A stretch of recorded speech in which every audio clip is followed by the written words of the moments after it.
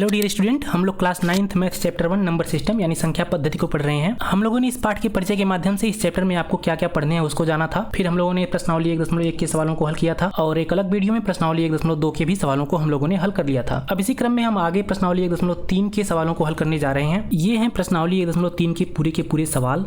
इसमें कुल 9 सवाल दिए गए हैं। इन सभी सवालों को हम लोग एक एक करके हल करेंगे, लेकिन सबसे पहले कुछ मूलभूत बातों को समझ लेते हैं जिनको आपको इन सभी सवालों को हल करने से पहले जानना जरूरी है। यहाँ पे हमने दशमलव प्रसार पहले ही लिख रखा है, अंग्रेजी में इसको डेसिमल एक्सपेंशन बोलते हैं। अब तक प्रश्नावली 1.1 प्रश्नावली 1.2 में आप लोगों ने विभिन्न तरह की संख्याओं के बारे में पढ़ा, जैसे कि प्राकृतिक संख्या क्या होती है, पूर्ण संख्या क्या होती है, पूर्णांक क्या होते हैं, परिमेय संख्या, अपरिमेय संख्या, वास्तविक संख्या। तो इन सभी संख्याओं के बारे में आप लोगों ने जाना। अब प्रश्नावली 1.3 से जो हमारा अगला टॉपिक आता है वो है दशमलव प्रसार के बारे में जानना। दशमलव प्रसार से ही आप लोग परिमेय संख्या और अपरिमेय संख्या के बारे में अब तक जो जानते आए हैं उससे अधिक थोड़ा बहुत जानेंगे। जैसे अब तक आप लोग परिमेय संख्या के बारे में क्या जानते हैं, मैंने आपको बताया है कि परिमेय संख्याएं ऐसी संख्याएं होती हैं जिनको हम लोग p/q के रूप में व्यक्त कर सकते हैं, राइट। और वहाँ पे q का मान जो होता है वो 0 के बराबर नहीं होता है, तो उन्हीं को हम लोग परिमेय संख्या बोलते हैं। अपरिमेय संख्या इसका बिल्कुल विपरीत होता है। ऐसी सभी संख्याएं जिनको p/q के रूप में हम लोग न लिख सकें उनको अपरिमेय संख्या बोलते हैं। लेकिन यहाँ से प्रश्नावली 1.3 से जब आप लोग दशमलव प्रसार के बारे में जानेंगे, डेसिमल एक्सपेंशन के बारे में जानेंगे, तो आप लोगों को परिमेय संख्या और अपरिमेय संख्या के बारे में एक विभिन्न परिभाषा मिलेगी। आप लोग परिमेय संख्या और अपरिमेय संख्या को एक अलग तरीके से भी देख पाएंगे। तो सबसे पहले तो हम लोग समझ लेते हैं दशमलव प्रसार क्या होता है। हम लोग इस प्रश्नावली के सवालों पर भी अभी आएंगे। बस चूंकि दशमलव प्रसार समझना आपके लिए जरूरी है क्योंकि सभी सवाल इस प्रश्नावली के लगभग दशमलव प्रसार पे ही आधारित हैं। तो अभी मैं अगले 2-3 मिनट तक जो चीजें आपको बताऊंगा, अगर आप लोग उसको ध्यान से सुनते हैं तो इस प्रश्नावली के सभी सवाल आप लोग बड़ी आसानी से हल कर पाएंगे, राइट। तो सबसे पहले समझ लेते हैं कि दशमलव प्रसार क्या होता है, डेसिमल एक्सपेंशन हम लोग किसको बोलते हैं। देखिएगा स्टूडेंट, किसी भी संख्या को पूर्ण रूप से विभाजित करने के लिए हम लोग दशमलव के बाद जितनी संख्या तक भाग देते हैं वही उस संख्या का दशमलव प्रसार कहलाता है। जैसे कि इस केस में है 7/8। जब हमने 7 को भाग दिया 8 से तो ये दशमलव के 3 स्थानों के बाद पूर्णतः कट जाता है, मतलब शेष 0 आ जाता है। तो 7/8 का जो दशमलव प्रसार होगा वो होगा 0.875। तो आप यहाँ पे देख पा रहे हैं कि दशमलव के बाद हमने 3 संख्या तक भाग दिया है और उसके बाद ये संख्या पूर्णतः विभाजित हो गई है, पूर्णतः कट गई है। तो हम लोगों ने क्या कहा, हम लोगों ने कहा कि किसी भी संख्या को पूर्णतः विभाजित करने के लिए दशमलव के जितने स्थानों तक हम लोग भाग देते चले जाते हैं वही उस संख्या का क्या कहलाता है, दशमलव प्रसार कहलाता है। ये बात समझ में आ गई कि दशमलव प्रसार क्या होता है। बिल्कुल। अब दशमलव प्रसार भी 3 तरह का होता है। मैंने जानबूझकर पहले से ही यहाँ पे 3 एग्जाम्पल लिख रखे हैं, आप लोग ध्यान देंगे तो ये तीनों अलग अलग दशमलव प्रसार के उदाहरण हैं। कैसे, अभी मैं आपको बताता हूँ। यहाँ पे दूसरा एग्जांपल था 10/3। जब हम लोगों ने 10 को 3 से भाग दिया तो हमको यहाँ पे आप देख सकते हैं कि दशमलव के बाद हमेशा 3 का रेपिटेशन मिल रहा है और शेष हमेशा 1 बच रहा है। अगर इसके आगे भी हम लोग भाग दें, क्योंकि हम लोगों ने यहाँ पे दशमलव लगाया है तो हम लोग 0 यहाँ पे बढ़ाएंगे। अब फिर ये 3 बार में जाएगा, 3 त्रिका 9, ठीक। 10 में से 9 घटेगा, 1 बचेगा, तो हमेशा 1 शेष बचेगा और भागफल में 3 का हमेशा रेपिटेशन होगा। 3 का हमेशा क्या होगा, रेपिटेशन होगा, मतलब दोहराव होगा। तो 10/3 का जो दशमलव प्रसार आया वो क्या आया, 3.333333। ठीक है। हम लोग चाहें तो यहाँ पे इसको भी लिख सकते हैं 3.333। ऐसे ही चलते चला जाएगा, मतलब हमेशा 3 का रेपिटेशन होगा। उसी तरह आप 2 का वर्गमूल निकालेंगे तो 1.414233 35623 ऐसे ही ये भी चलता चला जाएगा, मतलब ये कभी भी कटेगा नहीं। आप ध्यान देंगे जो पहला एग्जाम्पल था उसमें शेष 0 आ गया है, मतलब ये संख्या पूरी की पूरी कट गई है। लेकिन 10/3 के केस में ऐसा नहीं है, ये संख्या पूरी की पूरी नहीं कट रही है, हमेशा शेष 1 बच रहा है और 3 का भागफल में हमेशा क्या हो रहा है, रेपिटेशन हो रहा है, दोहराव हो रहा है। और ये जो तीसरा एग्जाम्पल है जिसमें हमने 2 का वर्गमूल निकाला है और पाई का वैल्यू लिख रखा है, इसमें किसी भी संख्या का रेपिटेशन भी नहीं हो रहा है, मतलब दोहराव भी नहीं हो रहा है और ये संख्या कभी कट भी नहीं रही है। ये हमेशा ऐसे आगे चलती चली जाएगी। आप भाग देते चले जाएंगे, मतलब आप 2 का वर्गमूल निकालते चले जाएंगे, लेकिन ऐसा कभी नहीं आएगा कि लास्ट में ये पूरी की पूरी कट जाए, मतलब शेष 0 बच जाए, राइट। ये ऐसे आगे बढ़ता रहेगा। और इसमें जैसा कि मैंने बताया किसी भी संख्या का दोहराव भी नहीं हो रहा है, न 4 का, न 1 का, न 4 का, न 2 का, ठीक है। दोहराव का मतलब क्या है, यहाँ पे कंफ्यूज बिल्कुल भी मत होइएगा। दोहराव का मतलब है कि एक ही संख्या बार बार आए या फिर एक से अधिक संख्या बार बार आए। जैसे 2-1 आ रहा है तो 2-1 2-1 2-1, हर केस में 2-1 2-1 आए, तो ये 2-1 का क्या है, रेपिटेशन है। और जब किसी एक अंक का या फिर 2 अंक का रेपिटेशन होता है तो हम लोग इसको एक अलग तरीके से भी लिखते हैं। जैसे इस केस में 3 का रेपिटेशन हो रहा है, राइट, तो हम इसको ऐसे भी लिख सकते हैं। यहाँ पे आप लिख सकते हैं इसको 3.3 बार, ठीक है। इसको ऊपर बार पढ़ते हैं। अगर किसी संख्या पे इस तरह से बार लगा दिया जाए, जैसे इस केस में हमने 3 पे बार लगा दिया है, तो इसका ये मतलब है कि ये जो 3 है इसका रेपिटेशन बार बार हो रहा है, राइट। तो आप लोग 3.333 डॉट को चाहे तो ऐसे लिख सकते हैं, नहीं तो इसको शार्ट में ऐसे भी लिख सकते हैं 3.3 बार, ठीक है। मतलब किसी भी संख्या पे अगर ऊपर बार लगा दिया जाए तो इसका मतलब ये है कि उस संख्या का रिपीटिशन हो रहा है। और ये बार एक संख्या पे भी हो सकता है, जैसे इस केस में एक संख्या पे है, और एक से अधिक संख्या पे हो सकता है, जैसे 3 1 पे हो सकता है। 3 1 पे बार होने का मतलब ये है कि 3 1 का बार बार रिपीटिशन हो रहा है, ठीक है। तो आप लोग यहाँ पे बार का मतलब भी समझिए क्या होता है। अब जैसा कि हम लोग तीसरे एग्जाम्पल का बात कर रहे थे, तो आप लोग अगर 2 का वर्गमूल निकालेंगे तो इसमें किसी भी संख्या का रेपिटेशन नहीं होगा, किसी भी संख्या का दोहराव नहीं होगा और ये संख्या कभी कटेगी भी नहीं। उसी तरह पाई के केस में भी है। पाई का वैल्यू कई बार हम लोग 22/7 लिखते हैं, लेकिन ये पाई का एग्जैक्ट वैल्यू नहीं होता। मतलब पाई बराबर 22/7 हम लोग नहीं मान सकते, न लिख सकते हैं, क्योंकि 22/7 जो है वो पाई का लगभग मान है, सन्निकट मान है। पाई का एग्जैक्ट वैल्यू अभी तक भी नहीं पता किया जा सका है। दशमलव के लगभग 1.2 ट्रिलियन स्थानों तक, 1.2 ट्रिलियन स्थानों तक अब तक वैल्यू इसका निकाला जा चुका है, लेकिन एग्जैक्ट वैल्यू अब तक भी नहीं ज्ञात हो पाया है। तो पाई के केस में भी अगर आप लोग देखेंगे तो यहाँ पे कभी ये कट भी नहीं रहा है, मतलब इसका अंतिम में शेष 0 भी नहीं आ रहा है। ऐसा नहीं है कि इसका भाग दे जाएंगे तो अब कट जाएगा, और न ही किसी संख्या का रेपिटेशन हो रहा है। ठीक है, किसी भी संख्या का दोहराव भी नहीं हो रहा है। तो हम लोगों ने यहाँ पे 3 तरह के एग्जाम्पल देखे। सबसे पहला एग्जाम्पल था जिसमें संख्या पूरी की पूरी कट जा रही है, शेष 0 आ जा रहा है। दूसरे एग्जाम्पल में हम लोगों ने देखा कि शेष कभी भी 0 नहीं आ रहा है और एक संख्या का रेपिटेशन हो रहा है। अब यहाँ पे एक से अधिक संख्याओं का भी रेपिटेशन हो सकता है कई दूसरे एग्जाम्पल में, राइट। तो कोई जरूरी नहीं है कि एक ही संख्या का रेपिटेशन हो। तीसरे एग्जाम्पल में हम लोगों ने देखा कि किसी भी संख्या का रेपिटेशन भी नहीं हो रहा है और वो संख्या कभी कट भी नहीं रही है ना। किसी भी संख्या का यहाँ पे रेपिटेशन भी नहीं हो रहा है और वो संख्या कट भी नहीं रही है। तो ये दशमलव प्रसार के 3 तरह के अलग अलग एग्जाम्पल हैं। अभी अगर एग्जाम्पल 3 है तो तीनों के अलग अलग नाम भी होंगे, है ना। दशमलव प्रसार का मतलब पहले तो नहीं भूलना है। दशमलव प्रसार का मतलब है किसी भी संख्या को पूर्णतः विभाजित करने के लिए दशमलव के बाद हम लोग जितनी भी संख्या तक भाग देते हैं वह उस संख्या का दशमलव प्रसार कहलाता है। ठीक है, तो दशमलव प्रसार को आपको नहीं भूलना है। अब इसके ये जो अलग अलग एग्जाम्पल हैं इसके नाम क्या है मैं आपको वो बता देता हूँ। ये जानना आपके लिए बहुत जरूरी है, यहाँ से और ध्यान से सुनिएगा। ठीक है, यहाँ पे जो पहला केस है जिसमें कोई भी शेष नहीं बच रहा है, पूरी की पूरी संख्या पूर्णतः विभाजित हो जा रही है, तो एक ऐसी संख्या है भाई ये तो एक समय के बाद शांत हो जा रही है ना। ये शांत हो जा रही है, ऐसा नहीं कि इस एग्जाम्पल की तरह भागते चले जाएं। जैसे इसमें हमेशा एक शेष बच रहा है, लेकिन इसमें कोई भी शेष नहीं बच रहा है, ये शांत हो जा रहा है, पूरा का पूरा कट जा रहा है। तो जो इस तरह का दशमलव प्रसार होता है उसको हम लोग कहते हैं शांत दशमलव प्रसार। क्या कहते हैं? शांत दशमलव प्रसार। अब शांत क्यों? क्योंकि ये एक समय के बाद पूरा कट जा रहा है और कोई भी अंक शेष नहीं बच रहा है, राइट। तो ऐसे दशमलव प्रसार जो एक समय के बाद पूरे के पूरे विभाजित हो जाएं, मतलब उनमें अंत में कोई शेष न बचे, तो उसको हम लोग बोलते हैं शांत दशमलव प्रसार। बात समझ में आती है? अब ये जो दूसरा एग्जाम्पल है आपके माइंड में आ गया होगा तो भैया ये तो अशांत इसको बोल सकते हैं, ये दोनों अशांत हो गया। बिल्कुल, ये दोनों अशांत है। क्यों? क्योंकि ये हमेशा कुछ न कुछ शेष दे रहा है, यहाँ पर भी भागफल में कुछ न कुछ हमेशा प्राप्त हो रहा है। तो ये दोनों अशांत टाइप के हैं, लेकिन है तो दोनों अलग, है ना। इसमें संख्या का रेपिटेशन हो रहा है, इसमें संख्या का रेपिटेशन नहीं हो रहा है, तो ऐसा तो होगा नहीं दोनों को अशांत कह दिया जाए। है तो दोनों अशांत, लेकिन इन दोनों में अंतर करने के लिए हम लोग इन दोनों को 2 अलग अलग नाम से जानेंगे, राइट। अब अशांत तो दोनों हैं, तो हम लोग सबसे पहले लिखेंगे अशांत, या फिर हम लोग इनको कहेंगे अनवसानी। अनवसानी मतलब वही अशांत ही, अनवसानी मतलब जिसका कभी अंत ना हो। तो इनका कभी अंत हो रहा है, आप देखेंगे हमेशा शेष बच रहा है, यहाँ पर भी हमेशा कुछ न कुछ बच रहा है, तो इन सभी का कभी अंत नहीं हो रहा है। तो इसको हम लोग क्या बोलेंगे? अनवसानी। क्या बोलेंगे? अनवसानी। इसको भी हम लोग अनवसानी ही बोलेंगे। तो ये दोनों क्या हो गए? अनवसानी हो गए, लेकिन अंतर तो है दोनों में, है ना। अंतर तो है दोनों में, जैसा कि मैंने बताया इसमें किसी संख्या का रेपिटेशन हो रहा है, इसमें किसी भी संख्या का रेपिटेशन नहीं हो रहा है। केवल एक गुण इसमें सेम है दोनों में, और वो क्या है कि ये कभी कट नहीं रहा है, हमेशा शेष में कुछ न कुछ दे रहा है, इसमें भी और इसमें भी। तो ये गुण तो सेम है, उसके लिए हमने इसको नाम दे दिया अनवसानी। लेकिन जो एक गुण इसमें अलग है, जैसे कि इसमें किसी संख्या का रेपिटेशन हो रहा है और इसमें किसी भी संख्या का रेपिटेशन नहीं हो रहा है, तो इसके लिए हम लोग दोनों को अलग अलग नाम देंगे। तो इस दूसरे उदाहरण में जिसमें किसी संख्या का रेपिटेशन हो रहा है उसको हम लोग कहेंगे आवर्ती।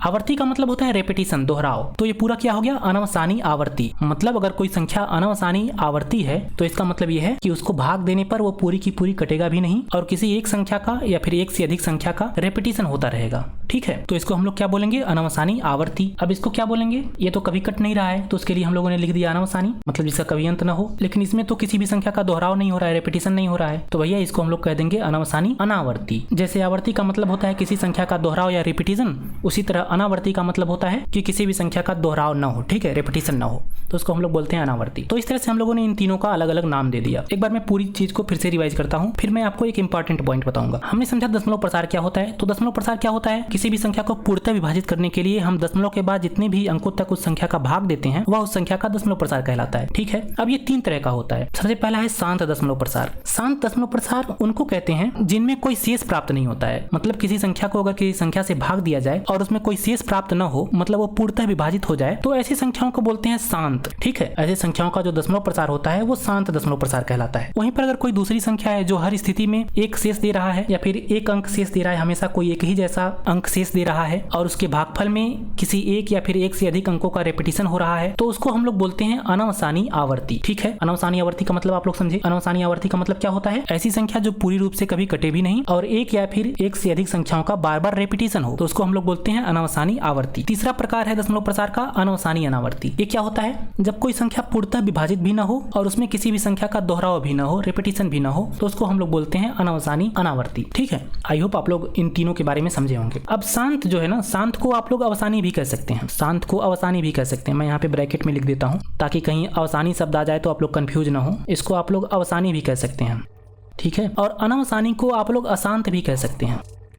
बात तो वही सेम ही है ना। अवसानी का मतलब जिसका अंत हो जाए, जैसे इस केस में इसका अंत हो गया है, मतलब इसमें कुछ भी शेष नहीं बचा है लास्ट में, तो इसको आप लोग शांत बोल सकते हैं या फिर अवसानी बोल सकते हैं। आपके बुक में अधिकतर शांत और अनावसानी ही मिलेगा, इसीलिए मैंने आपको यही समझाया है, लेकिन आपको मतलब तो पता होना चाहिए, इसलिए मैंने आपको ये भी बता दिया। ठीक है, तो अवसानी अनावसानी, अवसानी का मतलब शांत और अनावसानी का मतलब अशांत, और आवर्ती का मतलब किसी संख्या का दोहराव, रिपीटिशन, और अनावर्ती का मतलब किसी संख्या का दोहराव ना हो, रिपीटिशन ना हो। ठीक है जी, इतना बात आपको समझ में आ गया। अब यहाँ पे अगर इन तीनों संख्याओं को आप लोग थोड़ा सा ऑब्जर्व करेंगे तो आप लोग कहेंगे कि भैया जो एग्जाम्पल 1 और एग्जाम्पल 2 है ना, ये दोनों परिमेय संख्याएं हैं। ठीक है, 7/8 और 10/3 ये दोनों परिमेय संख्याएं हैं। लेकिन भैया जो एग्जाम्पल 3 है ना, ये अपरिमेय संख्या है। √2 भी अपरिमेय है और पाई भी अपरिमेय है। तो यहाँ से आपको क्या जानने को मिला? आप लोग देख पा रहे हैं कि जो परिमेय संख्याएं हैं, जैसे एग्जाम्पल 1 और एग्जाम्पल 2 में, इन दोनों परिमेय संख्याओं का जो दशमलव प्रसार है वो या तो शांत है या फिर अनावसानी आवर्ती है ना। लेकिन जो अपरिमेय संख्या है जैसे √2 और पाई, इसका दशमलव प्रसार अनावसानी अनावर्ती है। तो इस चीज को समझते हुए आप लोग यहाँ पे एक बात लिख सकते हैं कि ऐसी संख्याएं जिनका दशमलव प्रसार शांत या फिर अनावसानी आवर्ती हो, वो संख्याएं परिमेय संख्याएं होती हैं। इस तथ्य को आप लोग याद रखिएगा। इस पूरे चैप्टर के सवालों को हल करने के लिए ये इंपॉर्टेंट है जानना। ठीक है, मैंने क्या कहा? मैंने कहा कि ऐसी संख्याएं जिनके दशमलव प्रसार शांत हो अथवा अनावसानी आवर्ती हो, वो संख्याएं हमेशा परिमेय संख्याएं होती हैं। ठीक है, वहीं पर ऐसी संख्याएं जिनके दशमलव प्रसार अनावसानी अनावर्ती हो, वो संख्याएं हमेशा क्या होते हैं? अपरिमेय होते हैं।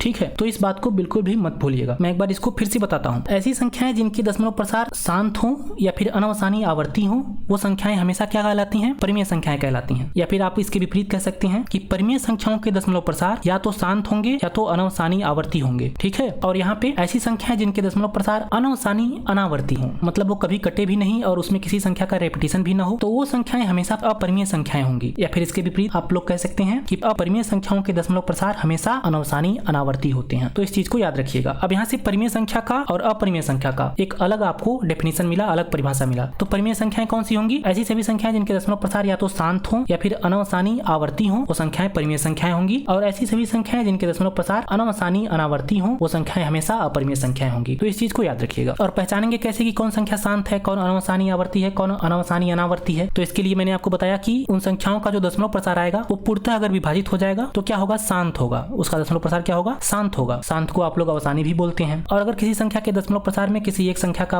या फिर एक से अधिक संख्या का बार बार रिपीटिशन होगा, तो उस तरह के दशमलव प्रसार को हम लोग अनावसानी आवर्ती बोलेंगे। और अनावसानी को हम लोग अशांत भी बोलते हैं। तो आप लोग इसको अनावसानी आवर्ती कहें या फिर अशांत आवर्ती कहें, दोनों बात एक ही है। और अनावसानी अनावर्ती का दशमलव प्रसार आप लोग देखेंगे तो वो संख्या पूर्णतः विभाजित भी नहीं होगी और किसी भी संख्या का रिपीटिशन भी नहीं होगा। ठीक है, चलिए अब हम लोग प्रश्नावली 1.3 के सवालों की ओर बढ़ते हैं। तो ये है प्रश्नावली 1.3 के पूरे सवाल। इसमें टोटल 9 क्वेश्चन हैं। तो चलिए इन सभी को एक एक करके हम लोग अब हल करना शुरू करते हैं। तो यहाँ पे सबसे पहला सवाल जो है, निम्नलिखित भिन्नों को दशमलव रूप में लिखिए और बताइए कि प्रत्येक का दशमलव प्रसार किस प्रकार का है। वही चीज मिल रही है आपको जो मैंने अभी आपको बताया। यहाँ पे आपको कुछ भिन्नात्मक संख्याएं दी गई हैं। सबसे पहले आपको इनको दशमलव के रूप में लिखना है, मतलब दशमलव प्रसार इन लोगों का करना है। उसके बाद आपको बताना है कि वो दशमलव प्रसार किस प्रकार के हैं, मतलब शांत है, अनावसानी आवर्ती है या फिर अनावसानी अनावर्ती है। तो यहाँ पे जो सबसे पहला भिन्न दिया गया है वो है 36/100। दशमलव प्रसार निकालने के लिए हम लोग 100 से 36 का भाग देंगे। अब डायरेक्टली 100 से 36 कटेगा नहीं, तो हम लोग दशमलव लगाएंगे और 0 बढ़ाएंगे। अब जैसे ही आप लोग यहाँ पे दशमलव लगाए, यहाँ पे एक 0 बढ़ जाएगा, है ना। अब ये जाएगा कितने बार में जाएगा? 100 × 300, 100 × 400, 3 बार में ये जाएगा, 60 बचेगा।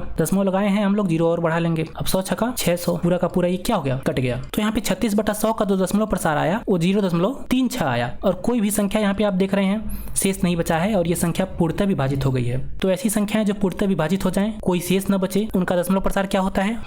क्या होता है? इसको हम लोग कहेंगे शांत दशमलव प्रसार, है ना। तो यही चीज इसमें पूछा था, इसमें कहा था कि भिन्नों को दशमलव रूप में लिखिए, हमने दशमलव रूप में लिखा और फिर कहा था दशमलव प्रसार किस प्रकार का है वो भी बताइए। हमने इसको देखा और कहा कि भैया इसका दशमलव प्रसार क्या है, शांत है। अब वैसे तो ये सभी सवाल ऐसे लग जाएंगे, ठीक है, इन सभी को आप लोग ऐसे हल कर सकते हैं, लेकिन ऐसा नहीं है कि मैं आपको केवल एक ही सवाल करवा के छोड़ दूंगा और कहूंगा कि ऐसे आप लोग हल कर लीजिएगा। नहीं, मैं सभी के सभी क्वेश्चंस को आप लोग को यहाँ पे हल करवाऊंगा। तो इस बात का बिल्कुल भी टेंशन मत लीजिएगा कि भैया एक करवा के और बाकी छोड़ देंगे और हमसे कहेंगे कि लगा लीजिएगा, क्योंकि सभी सवाल एक जैसे हैं। क्योंकि कई बार जो बच्चे थोड़ा बहुत समझते हैं वो लोग तो लगा लेते हैं, लेकिन मेरे जैसे कमजोर लोग नहीं समझ पाते हैं तो उनको दिक्कत होता है। दूसरा क्वेश्चन यहाँ पे है 1/11। चलिए इसका दशमलव प्रसार पहले निकालते हैं। अब 11 से 1 जाएगा नहीं, हम लोग दशमलव लगाएंगे यहाँ पे और 0 बढ़ाएंगे, फिर भी नहीं जाएगा। अभी तो 11 बड़ा ही है 10 से, तो अब भी तो ये नहीं जाएगा। तो इस केस में हम लोग क्या करते हैं, एक और 0 यहाँ पे लगा देते हैं और यहाँ पे एक 0 और बढ़ा लेते हैं। अब तो ये जाएगा आराम से। अब 11 9 99, 11 दहियम 110, 9 बार में जाएगा, 11 9 99, 1 बचेगा। दशमलव लगाए फिर 0 बढ़ाएंगे, अब फिर नहीं जाएगा, फिर यहाँ पे 0 बढ़ाएंगे हम लोग और यहाँ पे एक और 0 लगाएंगे, फिर 11 9 99, फिर 1 बचेगा। अब ये चीज बार बार रिपीट होगा। अब हम लोग दशमलव लगाया है तो फिर एक बार 0 यहाँ पे लगाएंगे, यहाँ पे 0 लगा के फिर से यहाँ पे 0 लगाएंगे, फिर 11 9 99। तो यहाँ पे 0.9 का बार बार क्या होगा, रेपिटेशन होगा और हमेशा शेष में 1 बचेगा,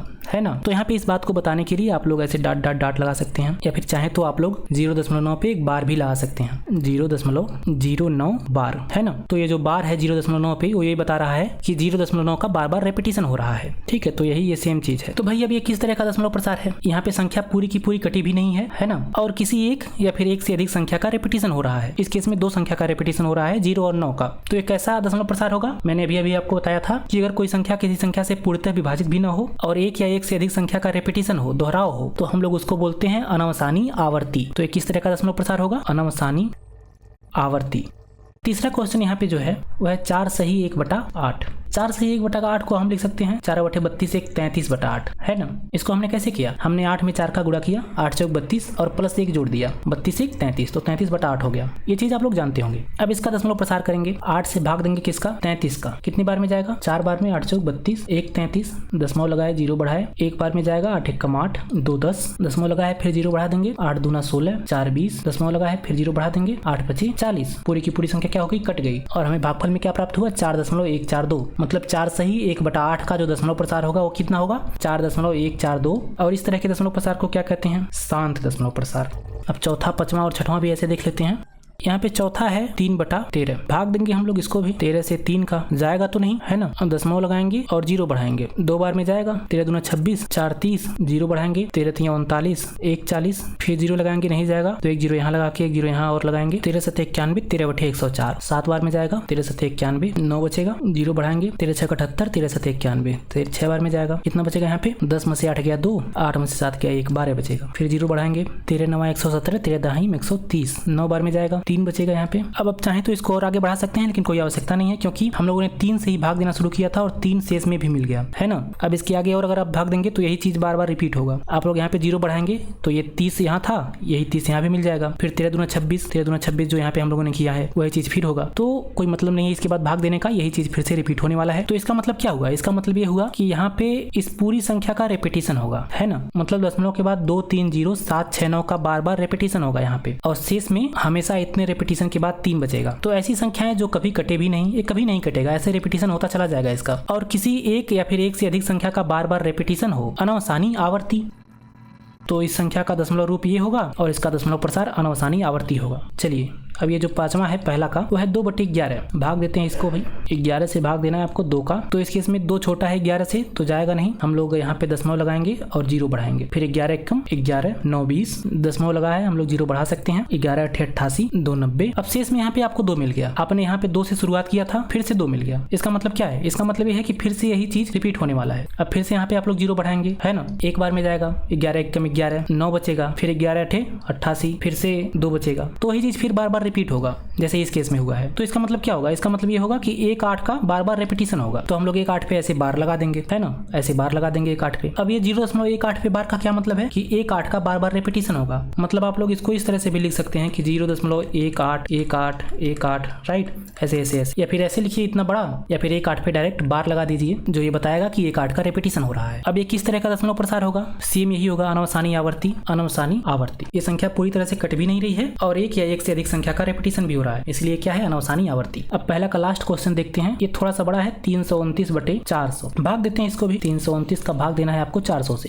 जाएगा नहीं है ना। तो हम लोग क्या करेंगे इसके लिए, यहाँ पे दशमलव लगाएंगे। अब ये कितनी बार में जाएगा, 32 है तो 4/32, 4 9 36, 8 बार में जाएगा, 8 चौक 32, 3200 हो जाएगा। यहाँ पे बचेगा आपका 90, दशमलव लगा है, 0 बढ़ेगा। फिर ये कितनी बार में जाएगा, 2 बार में, 4 दूना 800, 4 3 1200 हो जाएगा ना। तो 2 बार में जाएगा, 4 दूना 800, बचा 100, दशमलव लगा है, 0 बढ़ाएंगे, 4 दूना 8, 4 3 12। फिर 2 बार में जाएगा, बचेगा आपका 200, 0 बढ़ाएंगे, 4 5 20, पूरा का पूरा कट गया ये, है ना। तो ये जो संख्या थी 329 वो 400 से 0.8225 बार में कट गई है। मतलब ये संख्या क्या हो गई, पूरी की पूरी विभाजित हो गई। तो इस केस में इसका दशमलव प्रसार कैसा होगा, बिल्कुल इसको हम लोग कहेंगे शांत दशमलव प्रसार। तो इस तरह से पहला क्वेश्चन आपने पूरा का पूरा हल कर लिया है। अब चलिए दूसरे क्वेश्चन पे चलते हैं।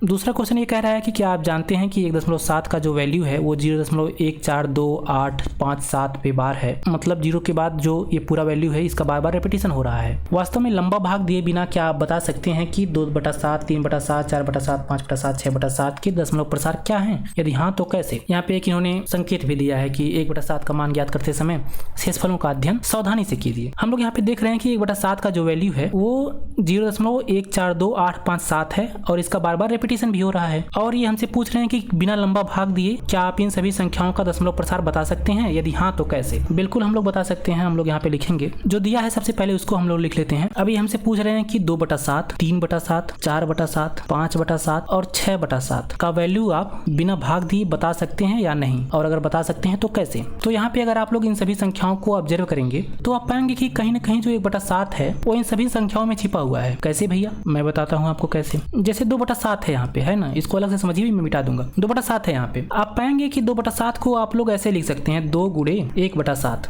है ना। बात तो वही होगा। आप 2 को 1 गुणे 2 लिख सकते हैं कि नहीं? बात तो एक ही है। उसी तरह 2/7 को आप लोग इस तरह से भी लिख सकते हैं, 2 गुणे 1/7। बात तो वही है। अब इसमें 2 अलग कर लीजिए, 1/7 को बाहर कर दीजिए, तो यहाँ पे आपको इस संख्या में 1/7 तो मिल गया। अब 1/7 का वैल्यू हमको पता है, इन्होंने बता रखा है खुद। तो हम क्या करेंगे, इसी 2 में इसका गुणा कर देंगे, तो हमको भाग भी नहीं देना पड़ा और 2/7 का वैल्यू भी पता चल गया। और यही काम हम लोग इन सभी संख्याओं में भी कर सकते हैं। जैसे कि जो दूसरा संख्या है वो 3/7 है, इसको हम लोग कैसे लिख सकते हैं, 3 गुणे 1/7, है ना। अब हम लोग 3 को एज इट इज रखेंगे और 1/7 का वैल्यू इन्होंने दे रखा है 0.142875 जो भी है। अब हम लोग 3 का इससे गुणा कर देंगे तो हमको भाग भी नहीं देना पड़ा हमको, और हमको 3/7 का वैल्यू भी पता चल गया। यही तो इन्होंने पूछा था। इन्होंने कहा था कि 1/7 का वैल्यू अगर ये है तो आप लोग क्या वास्तव में बिना लंबा भाग दिए ये बता सकते हैं कि 2/7, 3/7, 4/7, 5/7, 6/7 के दशमलव प्रसार क्या है? यदि हाँ तो कैसे? तो ये प्रोसेस है इसको बताने का। चलिए इसको कर लेते हैं हम लोग। 2/7 को आप लोग कैसे लिखेंगे मैंने अभी बताया। यहाँ पे 1/7 का वैल्यू थोड़ा सा गलत लिखा गया है, तो इसको हम लोग सही कर लेते हैं। कितना दिया है यहाँ पे, 0.142857, 2857। ठीक है, अब इसको हम लोग करेंगे। तो 2/7 को आपने कैसे लिखा, आपने 1/7 को 2 से अलग कर दिया। बात तो वही है, 2 1 कम 2, 2/7 हो जाएगा। तो फिर हम लोग 2 को एज इट इज रखेंगे। 1/7 का वैल्यू इन्होंने दिया है, क्या दिया है, 0.14728557 और इसका रेपिटेशन हो रहा है। गुणा करेंगे क्या आएगा, एक बात का ध्यान दीजिएगा, यहाँ पे 2 का गुणा आपको सबसे पहले 7 से करना है। ऐसा नहीं कि 2 का गुणा 1 से शुरू कर रहे हैं तो गलत हो जाएगा सवाल, है ना। हमको हमेशा इधर से गुणा करना है। तो 2 का गुणा सबसे पहले किसे करेंगे, 7 से। कितना आएगा, 2 7 14 के 4, 2 5 10 1 हासिल 11, 11 के 1 हासिल 1, 2 8 16 17 के 7 हासिल 1, 2 2 4 1 5, 2 चौके 8, 2 1 कम 2, दशमलव एज हो जाएगा और 2 जुड़े 0। इस संख्या का रेपिटेशन होगा इसमें, क्योंकि यहाँ पे जो दशमलव के बाद संख्या है उसका रेपिटेशन अगर हो रहा है तो यहाँ पे भी जो दशमलव के बाद संख्या आएगा उसका रेपिटेशन होगा। तो हमको 2/7 का जो मान पता चला वो क्या पता चला, 0.285714। उसी तरह 3/7 को करेंगे, 3 बाहर कर लेंगे 1/7 से, है ना। मतलब इसका यही है, 3/7 को हम लोगों ने थोड़ा सा यहाँ पे अलग तरीके से लिख दिया है। 1/7 का वैल्यू क्या है, 0.142857। 3 का गुणा जब इसमें करेंगे, 3 7 21 के 1 हासिल 2, 3 5 15 16 17 के 7 हासिल 1, 3 9 24 1 25 के 5 हासिल 2, 3 2 6 2 8, 3 चौक 12 के 2 हासिल 1, 3 1 कम 3 1 4, दशमलव एज इट इज 3 0 और इस संख्या पे लग जाएगा क्या, 12। अब इसी तरह से इन सब का भी वैल्यू मैं निकाल देता हूँ जल्दी जल्दी। 4/7 को आप लोग क्या लिखेंगे, 4 बाहर करेंगे, 1/7 यहाँ पे लिखेंगे, है ना। अब 4 गुणे वही चीज 0.142857 गुणा करने पे कितना आएगा, ठीक है, गुणा करने पे आएगा। मैं इस चीज को फास्ट फॉरवर्ड कर दे रहा हूँ ताकि आपका समय नष्ट ना हो। उसी तरह 5/7 को आप लोग कैसे लिखेंगे, यहाँ पे 6 नहीं 7 होगा। 5/7 को आप लोग क्या लिखेंगे, 5 गुणे 1/7, 5 गुणे 1/7 का वैल्यू क्या है, 0.142857। इसका वैल्यू क्या मिलेगा गुणा करने के बाद, मैं गुणा कर देता हूँ यहाँ पे, ठीक है। 6/7 को हम लोग लिखेंगे 6 गुणे 1/7, 6 गुणे 1/7 का वैल्यू सवाल में ही दिया हुआ है, ठीक है। 6/7 का वैल्यू जो आएगा 0.85742। तो ये सवाल अब आपको समझ में आ गया होगा। सवाल था यहाँ पे, एक बार इसको फिर से रिवाइज कर देता हूँ। आप जानते हैं कि 1/7 बराबर 0.142857 है। वास्तव में लंबा भाग दिए बिना क्या आप बता सकते हैं कि 2/7, 3/7, 4/7, 5/7, 6/7 के दशमलव प्रसार क्या है? यदि हाँ तो कैसे? यहाँ पे इन्होंने 1/7 का वैल्यू दे रखा था और यहाँ पे कुछ संख्याएं दे रखी थी और इनका आपसे दशमलव प्रसार पूछा गया था बिना लंबा भाग दिए। तो हमने देखा कि ये सभी जो संख्याएं दी गई हैं, इन सभी संख्याओं में 1/7 छुपा हुआ है और 1/7 का वैल्यू उन्होंने पहले ही दे रखा था। जैसे 2/7 यहाँ पे है, 2/7 इसमें भी 1/7 छुपा हुआ है। 2/7 को आप लोग 2 गुणे 1/7 लिख सकते हैं, है ना। उसी तरह 3/7 था, 3/7 को भी आप लोग 3 गुणे 1/7 लिख सकते हैं। तो जो 1/7 है वो सभी संख्याओं में छिपा हुआ है जो यहाँ पे दी गई है। तो इस तरह से हम लोगों ने इसको तोड़ा, अलग अलग किया और उसके बाद इसका वैल्यू निकाल लिया। चलिए अब तीसरा क्वेश्चन देखते हैं। तीसरा क्वेश्चन यहाँ पे है, निम्नलिखित को p/q के रूप में व्यक्त कीजिए जहाँ p और q पूर्णांक है तथा q का मान 0 नहीं है। ऐसे सवाल आपके एग्जाम में पूछे जाते हैं। p/q के रूप में आपको व्यक्त करना है। सिंपल शब्दों में कहें तो आपको परिमेय संख्या के रूप में व्यक्त करना है। इन सभी संख्याओं को आपको परिमेय संख्या के रूप में व्यक्त करना है। यहाँ पे ऐसे भी लिख सकता था कि निम्नलिखित को परिमेय संख्या के रूप में व्यक्त कीजिए, तो भी बात वही होता। और अगर ऐसे लिखा है कि p/q के रूप में व्यक्त कीजिए जहाँ p और q पूर्णांक है और q का मान 0 नहीं है, तो भी वही बात है। परिमेय संख्या का यहाँ पे इन्होंने डेफिनेशन लिख दिया है। तो जो पहला क्वेश्चन है जिसको आपको p/q के रूप में व्यक्त करना है वो है 0.6 पे बार। अब 0.6 पे बार का क्या मतलब है? इसका मतलब मैंने आपको बताया कि अगर किसी संख्या पे बार लगा दिया जाता है तो उसका मतलब है कि उस संख्या का बार बार रेपिटेशन हो रहा है ना। हमने इसको ऐसे लिख लिया। अब हमको इस संख्या को किस रूप में व्यक्त करना है? p/q के रूप में। तो हम लोग यहाँ पे लिखेंगे, प्रोसेस ध्यान दीजिएगा, हम लोग लिखेंगे यहाँ पे माना x = 0.666 का रेपिटेशन। हमने इस चीज को जो इन्होंने सवाल दिया था उसको x मान लिया। फिर हम क्या करेंगे, दोनों पक्षों में 10 से गुणा कर देंगे, मतलब इधर भी और इधर भी 10 से गुणा कर देंगे। क्यों 10 से गुणा कर रहे हैं अभी मैं आपको बताऊंगा। हम लोग लिखेंगे यहाँ पे दोनों पक्षों में 10 से गुणा करने पर, है ना। तो क्या हो जाएगा 10 से गुणा करेंगे तो x में अगर 10 से गुणा करेंगे तो हो जाएगा 10x और इसमें अगर 10 से गुणा करेंगे तो हो जाएगा 6.666। भाई अगर इसमें 10 से गुणा करेंगे तो 0.1 अंक राइट चला जाएगा तो हो जाएगा 6.666। हम लोग इसको कहेंगे समीकरण नंबर 2। तो समीकरण नंबर 1 कौन था? समीकरण नंबर 1 ये था। हमने 2 समीकरण यहाँ पे बना लिया है, समीकरण नंबर 1 यहाँ पे, समीकरण नंबर 2 यहाँ पे। अब हम क्या करेंगे, समीकरण नंबर 2 में से समीकरण नंबर 1 को घटा देंगे। लिखेंगे यहाँ पे समीकरण 2 - 1 करने पर, है ना। आप लोग चाहें तो ऐसे भी लिख सकते हैं कि समीकरण 2 में से 1 को घटाने पर 10x बराबर 6.666, x बराबर 0.666 हमने लिख लिया और इसको घटा दिया। घटाने पे क्या बचेगा बताइए? 6.666 में से अगर 0.666 घटा दिया जाए तो क्या बचेगा? भाई ये तो सीधे सीधे 0 हो जाएगा, इसमें से घटेगा तो क्या हो जाएगा? 0 0 हो जाएगा, बचेगा केवल 6। 6 में से 0 घटेगा तो 6 बचेगा। तो यहाँ पे क्या बचेगा? केवल 6। और 10 में से 1 x घटेगा तो कितना बचेगा? 9x बचेगा। अब यहाँ पे आपको मिला 9x बराबर 6, तो x बराबर क्या हो जाएगा? x बराबर हो जाएगा 6/9, है ना। 9 इधर गुणा है, बराबर की इधर आएगा तो भाग हो जाएगा। क्या हो जाएगा यहाँ पे? 6/9। अब इस चीज को काट करके आप लोग चाहे तो लिख सकते हैं 3 से दोनों कट जाएगा, 3 दूना 6, 3 त्रिका 9, 2/3 भी लिख सकते हैं आप लोग इसको, ठीक है। तो यहाँ पे आपका जो x का वैल्यू आया क्या आया? 2/3 हो गया, यही आंसर है। आपको एक संख्या दिया हुआ था 0.6 बार, इसको व्यक्त करना था आपको p/q के रूप में। आपने इसको व्यक्त कर दिया p/q के रूप में। यहाँ पे p का वैल्यू 2 है और q का वैल्यू 3 है, तो यही इसका क्या हो गया? आंसर हो गया। अब इसको एक बार मैं आपको फिर से समझा देता हूँ। एक संख्या दिया था जिसको आपको p/q के रूप में व्यक्त करना था। संख्या था 0.6 बार। बार का मतलब हम लोग जानते हैं कि जिस संख्या पे बार लगा होता है उस संख्या का बार बार रेपिटेशन होना। तो हम लोगों ने इसको इस तरह से लिख लिया 0.666 ... अब हम लोगों ने इसको मान लिया x बराबर 0.666 और इसको बना दिया समीकरण नंबर 1। फिर हम लोगों ने कहा कि दोनों पक्षों में 10 से गुणा करने पर, मतलब हम लोगों ने इधर और इधर दोनों तरफ 10 से गुणा कर दिया, ठीक है। गुणा करने पे कितना आया? x में अगर 10 से हम लोग गुणा करेंगे तो 10x हो जाएगा और 0.666 में अगर 10 से गुणा करेंगे तो 6.666 हो जाएगा। अब हम लोगों ने ये जो समीकरण मिला इसको हम लोगों ने मान लिया समीकरण नंबर 2। अब समीकरण नंबर 2 में से समीकरण नंबर 1 को क्या किया? घटा दिया। यहाँ पे हम लोगों ने लिखा कि समीकरण 2 में से समीकरण 1 को घटाने पर 10x बराबर 6.666, x बराबर 0.666, मतलब समीकरण 1 और 2 को बेसिकली हम लोगों ने यहाँ पे लिख लिया और इसको घटा दिया। ये संख्या तो पूरा 0 हो जाएगा, मतलब 6 में से 6 घटेगा 0 बचेगा, फिर 6 में से 6 घटेगा 0, 6 में से 6 घटेगा 0 और 6 में से 0 घटेगा 6 बचेगा, मतलब 6.00 बचेगा। तो हम लोगों ने इसको केवल 6 लिखा, क्योंकि 6.0 का मतलब भी वही तो 6 ही होगा ना। तो यहाँ पे हम लोगों ने 6 लिखा है। फिर हमको मिला 9x बराबर 6, एक और समीकरण मिला। अब यहाँ से हम लोग x का वैल्यू निकालेंगे। x यहाँ पे गुणा है, इधर जाएगा भाग हो जाएगा, तो x बराबर 6/9 हो जाएगा। अब ये 6/9 3 से कट जाएगा ऊपर नीचे, तो 3 दूना 6 और 3 त्रिका 9, तो x का वैल्यू क्या आ गया? 2/3 आ गया। यानी जो क्वेश्चन था हमारा 0.6 बार को आपको p/q के रूप में व्यक्त करना था, हमने इसको व्यक्त कर दिया p/q के रूप में। अब यहाँ पे जो क्वेश्चन है आपके दिमाग में कि हम लोगों ने 10 से ही क्यों गुणा किया, इसको मैं आपको बता देता हूँ। एक चीज का यहाँ पे आप लोग ध्यान रखिएगा। यहाँ पे अगर आप लोग देखेंगे तो जो संख्या है 0.6 बार, यहाँ पे एक ही संख्या का रेपिटेशन हो रहा है, 6 ही वो संख्या है जिसका रेपिटेशन हो रहा है। तो फार्मूला ये है जो आपको ध्यान में रखना है कि अगर किसी संख्या में एक ही अंक का रेपिटेशन हो, अगर किसी संख्या में एक ही अंक का रेपिटेशन हो तो हम लोग उसके दोनों पक्षों में 10 से गुणा करेंगे। अगर दो संख्या का रेपिटेशन हो, अगर दो संख्या का रेपिटेशन हो तो हम लोग उसमें 100 से गुणा करेंगे। अगर 3 संख्या का रेपिटेशन हो इसी तरह तो हम लोग उसमें 1000 से गुणा करेंगे। इसी तरह से ये चीज बढ़ता जाएगा। अगर 4 का रेपिटेशन होगा तो हम लोग किससे गुणा करेंगे? 10,000 से, है ना। मतलब दशमलव के बाद जितनी भी संख्याओं का रेपिटेशन 1 लगाने के बाद उतने ही जीरो आप लोग बढ़ा देंगे। जैसे एक संख्या का रेपिटेशन हो रहा था तो दशमलव की जगह हम लोगों ने 1 लिखा और एक संख्या का रेपिटेशन हो रहा था तो जीरो बढ़ा दिया, तो यानी 10 हो गया। तो अगर एक संख्या का रेपिटेशन हो रहा है तो 10 से गुणा, दो संख्या का रेपिटेशन हो रहा है, 2 अंक का रेपिटेशन हो रहा है तो 100 से गुणा, 3 अंकों का रेपिटेशन हो रहा है, अगर जैसे इस केस में है 3 अंकों का यहाँ पे रेपिटेशन हो रहा है तीसरे सवाल में, तो हम लोग इस वाले क्वेश्चन को हल करने के लिए किससे गुणा करेंगे? दोनों पक्षों में 1000 से गुणा करेंगे। अगर उसी तरह 4 अंकों का बाय द वे रेपिटेशन हो, हालांकि इतना बड़ा होगा नहीं लेकिन क्वेश्चन आपको दे भी सकता है, तो हम लोग उसमें दोनों पक्षों में 10,000 से गुणा करेंगे। तो आप लोग इस चीज को ध्यान में रखिएगा, ठीक है। चलिए अब इस दूसरे क्वेश्चन को हल करते हैं। दूसरा क्वेश्चन जो है 0.47 और 7 पे बार, इसका मतलब ये हो जाएगा 0.477777 डॉट डॉट डॉट। यहाँ पे आप ध्यान देंगे अगर तो केवल 7 पे बार है, 4-7 पे बार नहीं है, तो यहाँ पे केवल 7 का ही रेपिटेशन होगा। ऐसा नहीं कि 4-7 मतलब हम लोग 4-7 का रेपिटेशन करवा दें, नहीं, जिस संख्या पे बार हो केवल उसी का रेपिटेशन होगा। प्रोसेस वही सेम है, हम लोग इसको अब x मान लेंगे, लिखेंगे माना x is equal to 0.4777 dot dot dot. इसको हम लोग कहेंगे समीकरण नंबर 1। अब यहाँ पे चूंकि एक ही संख्या का रेपिटेशन हो रहा है तो हम लोग दोनों पक्षों में किससे गुणा करेंगे? 10 से गुणा करेंगे। ध्यान में रखिएगा, हम लोग लिखेंगे दोनों पक्षों में 10 से गुणा करने पर, ठीक है। 10 से गुणा करेंगे क्या होगा? 10x इज इक्वल टू, इसमें 10 से गुणा करेंगे तो कितना होगा? 4.777, है ना। 10 से गुणा करेंगे तो जो ये दशमलव है एक अंक इधर चला आएगा, 10 में 1 जीरो होता है ना, तो दशमलव एक अंक राइट चला आएगा, तो हो जाएगा 4.777। गुणा वगैरह करने में कंफ्यूजन नहीं होना चाहिए, नहीं तो सवाल गलत हो जाएगा। इसको हम लोग समीकरण नंबर 2 कहेंगे। अब नेक्स्ट स्टेप क्या है? समीकरण 2 में से समीकरण 1 को घटाना है। लिखेंगे हम लोग यहाँ पे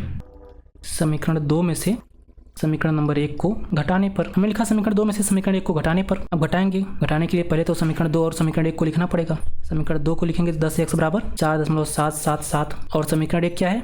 x बराबर 0.477, है ना। इसको घटाएंगे, कितना होगा? 7 में से 7 घटेगा 0 हो जाएगा, फिर 0 हो जाएगा, 7 में से 7 घटेगा तो 7 में से 4 घटेगा 3 बचेगा, 4 में से 0 घटेगा 4 बचेगा, और 10 में से 1 x घटेगा 9x, यानी हमको क्या मिला? 9x बराबर 4.3 मिला। और इसके बाद यहाँ पे जितना भी 0 लग जाए कोई मतलब है नहीं, है ना, तो 4.3 ही इसको हम लोग पढ़ेंगे। अब x का वैल्यू हम लोग यहाँ से निकालेंगे। x बराबर कितना होगा? 4.3/9, क्योंकि 9 इधर गुणा था, बराबर किधर आ जाएगा? भाग हो जाएगा। हल करेंगे इसको हम लोग। x बराबर कितना आया था? 4.3/9। अब इसको आप लोग लिख सकते हैं 43/90, है ना। कैसे लिख सकते हैं 43/90? यहाँ पे दशमलव को एक अंक इधर खिसकाना है, तभी तो ये 43 होगा, और एक अंक इधर खिसकाने के लिए हमको यहाँ पे एक 0 बढ़ाना पड़ेगा। बात सिंपल है। ऐसे अगर नहीं समझ में आ रहा है तो ऐसे समझो, हम लोग ऊपर नीचे 10/10 से गुणा कर देंगे। 4.3 में अगर तुम 10 का गुणा करोगे तो 43 आएगा, 9 में 10 का गुणा करोगे तो 90 आएगा। तो x का जो वैल्यू आया कितना आया? 43/90। तो इस तरह से हम लोगों ने 0.47 पे बार को p/q के रूप में व्यक्त कर लिया, राइट। अगला क्वेश्चन देखते हैं। अब तीसरा क्वेश्चन है 0.001 और ये पूरे पे बार है। इसका मतलब इन तीनों संख्याओं का रेपिटेशन हो रहा है। आप लोग इसको कुछ इस तरह से लिख सकते हैं 0.001 001 001, है ना। ऐसे चलता जाएगा, क्योंकि बार तो यहाँ पे तीनों संख्याओं पे है तो हमेशा तीनों संख्याओं का रेपिटेशन होगा। अब इसको x मान लेंगे हम लोग, लिखेंगे माना x इज इक्वल टू 0.001 001 001। ये हो जाएगा समीकरण नंबर 1। अब यहाँ पे अगर आप ध्यान देंगे तो 3 संख्याओं का रेपिटेशन हो रहा है, तो हम लोग दोनों पक्षों में कितने से गुणा करेंगे? अभी मैंने आपको बताया था, अगर एक संख्या का रेपिटेशन हो तो 10 से गुणा, दो संख्या का रेपिटेशन हो तो 100 से गुणा, और 3 संख्या का रेपिटेशन हो तो 1000 से गुणा। तो हम लोग यहाँ पे लिखेंगे दोनों पक्षों में 1000 से गुणा करने पर क्या होगा? अगर x में 1000 से गुणा कर दिया जाए तो आपको मिलेगा 1000x, और 0.001 001 001 में अगर 1000 से गुणा किया जाएगा तो क्या मिलेगा? 1000 में 3 जीरो होता है तो 3 अंक इधर खिसक जाएगा, यानी आपको मिलेगा 1.001 001, है ना। ये हो जाएगा आपका समीकरण नंबर 2। फिर क्या करेंगे हम लोग? समीकरण 2 में से समीकरण 1 को घटाएंगे। 1000x is equal to 1.001 001 dot dot dot. समीकरण नंबर 1 क्या है? x is equal to 0.001 001 dot dot dot. घटा देंगे भाई इसको, क्या मिलेगा आपको? इसको घटाएंगे यहाँ पे तो 1 में से 1 घटेगा, 0 बचेगा, यहाँ पे भी 0, यहाँ पे भी 0, यहाँ पे भी 0। मतलब दशमलव के बाद जो इधर की संख्या है वो इस पूरी संख्याओं को कैंसिल कर देंगे और यहाँ पे बचेगा आपका 0। घटेगा केवल 1 में से 0, तो 1 में से 0 घटेगा, कितना बचेगा? 1 बचेगा, है ना। और 1000x में से 1x घटेगा तो 999x बचेगा। अब 999 इधर गुणा है, इधर आएगा क्या हो जाएगा? भाग हो जाएगा, तो x इज इक्वल टू 1/999। अगर इसको हल करेंगे, हल क्या करना है, यही आंसर हो जाएगा 1/999। यहाँ पे 0.001 पे बार दिया हुआ था, आप लोगों ने इसको हल किया और इसको p/q के रूप में व्यक्त कर लिया। चलिए अब चौथा क्वेश्चन देखते हैं। चौथा क्वेश्चन भी बिल्कुल आप उसी तरह लगा सकते हैं, तीसरे क्वेश्चन की ही तरह। यहाँ पे दिया है 0.99999, मतलब 9 पे बार है, 9 का बार बार रिपीटिशन हो रहा है, दोहराव हो रहा है। इसको आपको p/q के रूप में व्यक्त करना है। और फिर कह रहा है कि क्या आप अपने उत्तर से आश्चर्यचकित हैं? अपने अध्यापक और कक्षा के सहयोगियों के साथ उत्तर की सार्थकता पर चर्चा कीजिए। तो सबसे पहले तो हम लोग उत्तर निकालते हैं, फिर उसके सार्थकता पर चर्चा करेंगे, और उत्तर जानने के बाद ही पता चलेगा कि हम उत्तर से आश्चर्यचकित हैं या नहीं। तो सबसे पहले तो उत्तर निकालते हैं। उत्तर निकालने के लिए हम लोग क्या करेंगे, हम लोग लिखेंगे हल। अब इसी को आपको p/q के रूप में व्यक्त करना है। तो हम लोग सबसे पहले इसी को x मान लेंगे, है ना। x बराबर 0.9999, ऐसे दुनिया भर के 9 है। ये 9 का रिपीटिशन बार बार हो रहा है, और ये समीकरण नंबर क्या होगा, 1 होगा। अब यहाँ पे कितनी संख्याओं का बार बार रिपीटिशन हो रहा है, आप देखेंगे केवल एक संख्या का रिपीटिशन हो रहा है, और वो संख्या है 9। यहाँ पे 9 का बार बार रिपीटिशन हो रहा है। तो यहाँ पे अगर एक संख्या का रिपीटिशन हो रहा है तो हम लोग गुणा किससे करेंगे, दोनों पक्षों में 10 से गुणा करेंगे। लिखेंगे यहाँ पे दोनों पक्षों में 10 से गुणा करने पर क्या होगा, 10 से गुणा करने के बाद 10 में अगर x का गुणा करेंगे तो हो जाएगा 10x, और 0.999 में अगर गुणा करेंगे 10 का तो 9.9 हो जाएगा, है ना, 9.999 हो जाएगा। इसको मानेंगे हम लोग समीकरण नंबर 2। फिर नेक्स्ट स्टेप क्या होगा, हम लोग समीकरण नंबर 2 में से समीकरण नंबर 1 को घटाएंगे। तो लिखेंगे यहाँ पे समीकरण 2 में से समीकरण नंबर 1 को घटाने पर समीकरण नंबर 2 क्या है, 10x इज इक्वल टू 9.999। समीकरण नंबर 1 क्या है, x is equal to 0.999 dot dot dot. अब 9.999 में से 0.99 अगर घटेगा तो 9 बचेगा, और 10x में से 1x घटेगा तो कितना बचेगा, 9x बचेगा। तो x इज इक्वल टू कितना आएगा, 9/9 आएगा, और 9 से 9 यहाँ पे कट जाएगा तो कितना मिलेगा, 1 मिलेगा। तो x का एक्चुअल वैल्यू कितना आया, 1 आ गया। आपको p/q के रूप में व्यक्त करना था, p/q के रूप में तो यहीं पे व्यक्त हो गया, लेकिन 9 से 9 तो कट जाएगा ना, तो 1 आ जाएगा। अब यहाँ पे x का वैल्यू क्या आया, 1 आ गया। कह रहा है क्या आप अपने उत्तर से आश्चर्यचकित हैं, क्या आपको आश्चर्य हुआ कि नहीं। आप लोगों ने देखा यहाँ पे कि आपको तो p/q के रूप में व्यक्त करना था, और यहाँ पे आंसर जो है x का वैल्यू p/q के रूप में आना चाहिए था, लेकिन वो तो p/q के रूप में आया नहीं, वो तो 9/9 हो गया, और 9/9 का वैल्यू तो 1 होता है। यहाँ से एक बात ये समझ में आती है कि जो 0.999 है ना, वो कहीं ना कहीं 1 ही है, या फिर 1 के बहुत करीब है ना। 0.999 अगर ऐसे लिख दिया जाए तो ये 1 के बहुत करीब है, या फिर कहें कि इसका वैल्यू 1 है तो भी कुछ गलत नहीं होगा।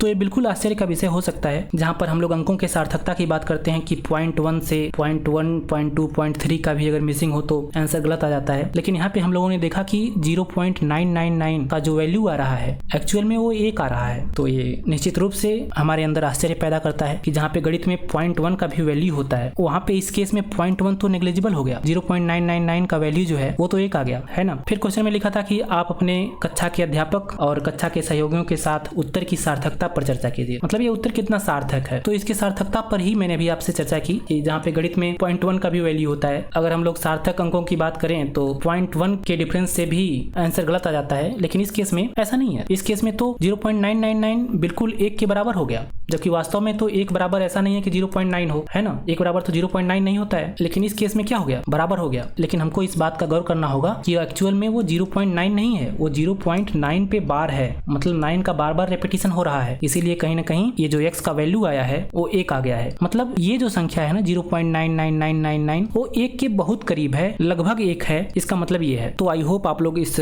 चीज को समझे होंगे। बाकी आप अपने क्लासरूम में भी इसका चर्चा कीजिएगा, और कमेंट बॉक्स में भी इस पर आपके मन में जो सवाल हो, जो जिज्ञासा हो, उसको लिख करके बता सकते हैं। चलिए 5वां क्वेश्चन देखते हैं। अब 5वां क्वेश्चन कह रहा है कि 1/17 के दशमलव प्रसार में अंकों के पुनरावृत्ति खंड में अंकों की अधिकतम संख्या क्या हो सकती है। अपने उत्तर की जांच करने के लिए विभाजन क्रिया कीजिए। सीधे सीधे कहें तो आपको 1/17 का दशमलव प्रसार निकालना है और बताना है कि 1/17 के दशमलव प्रसार में कितने अंकों का रिपीटिशन हो रहा है। अंकों की अधिकतम संख्या बताना है जिसका दोहराव हो रहा है, और इसका जांच करने के लिए ये कह रहे हैं कि विभाजन क्रिया आपको करना है, मतलब भाग देना है। तो चलिए भाग देते हैं। पहले भाग लंबा जाएगा इसका, 17 से आपको भाग देना है 1 का। तो चलिए मैं भाग करता हूँ, आप लोग चाहें तो इस चीज को फास्ट फॉरवर्ड करके देख सकते हैं। अब 17 से 1 का भाग जाएगा नहीं, तो हम लोग इसके लिए दशमलव लगा के 0 बढ़ाएंगे, 10 हो जाएगा।